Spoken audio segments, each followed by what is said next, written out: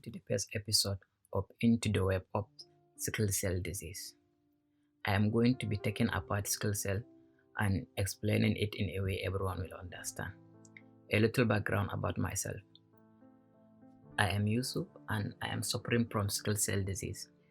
My bachelor's degree and my master's degree, I did it in public health.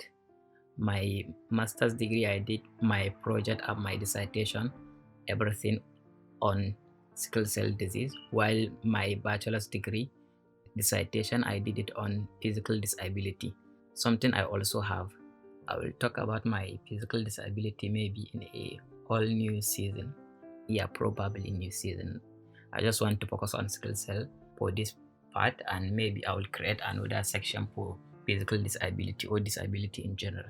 But for now, I will be discussing only about sickle cell disease.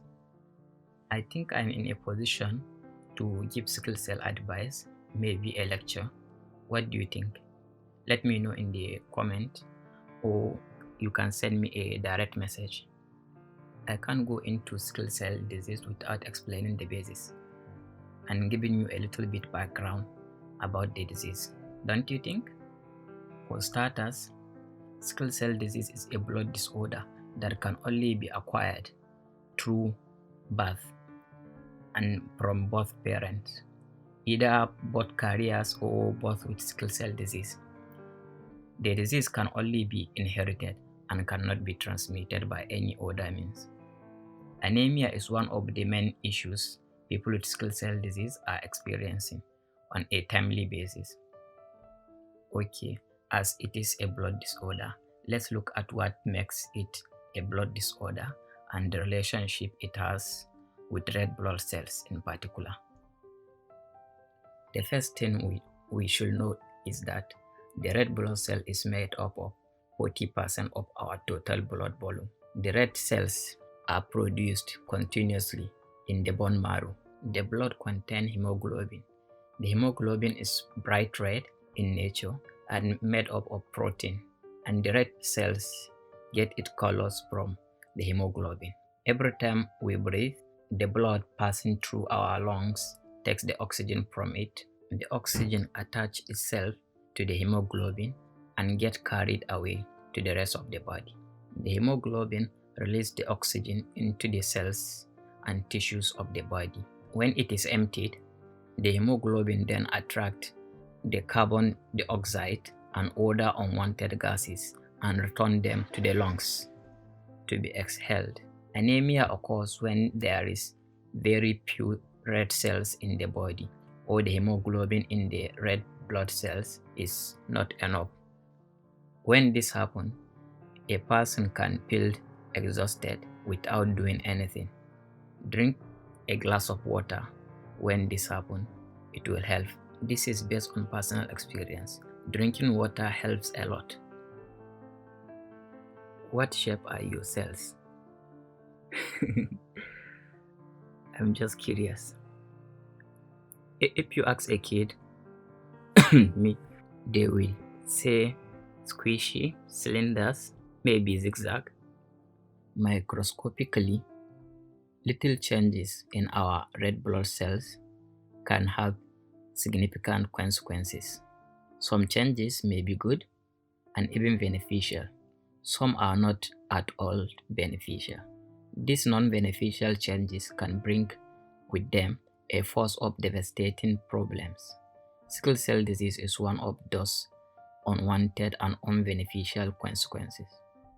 It affects the red blood cells that transport oxygen from the lungs to the tissues and organs in the body.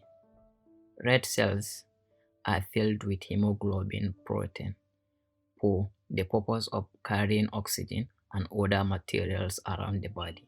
This protein moves independently in the red cells.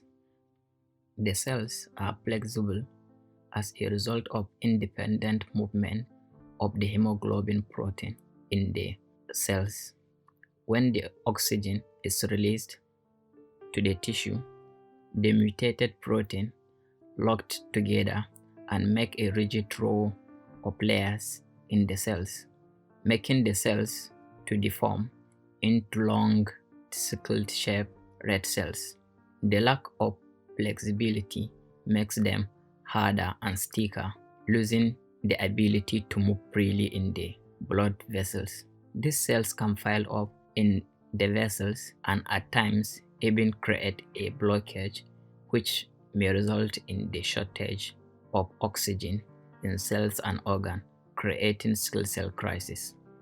At an early age, people with sickle cell disease like me start to suffer repeated episodes of sickle cell crisis, and sometimes we even feel like someone is stabbing us. The location of the clogged vessels determines the symptoms of the crisis. Blockage in the spleen, part of the immune system, put us at risk for dangerous infections.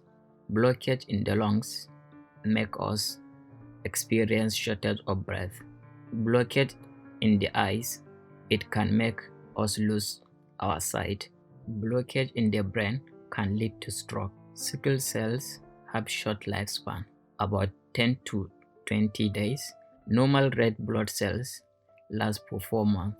This is the reason why people with sickle cell disease are constantly living with dwindling supply of red cells.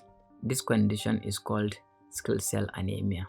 According to research, the mutation is originally evolved as a beneficial adaptation.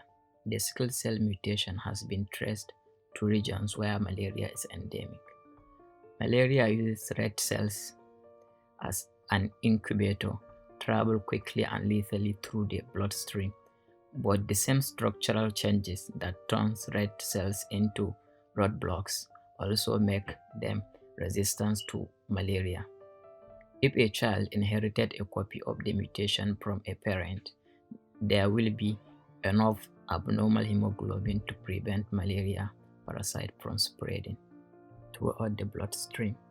As time goes, it becomes apparent inheriting the mutation from both parents is a bad idea, as it leads to sickle cell anemia. People with sickle cell disease are said to have come from places where malaria is endemic, like Africa. This mutation still plays a role in Africa because the majority of malaria infection happen in that continent.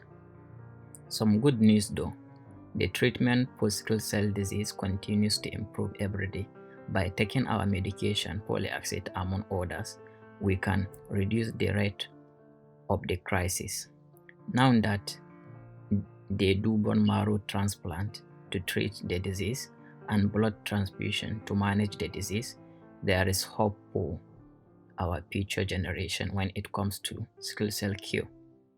Okay, bone marrow treatment is incredibly inaccessible by many people, and it is a complicated process and expensive. But there is light at the end of the tunnel.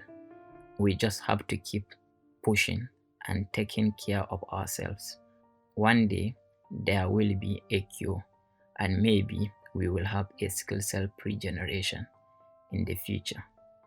As technology and medicine develops, with genetic editing on the rise, there is hope for our future generation and for us, maybe in this decade or the next.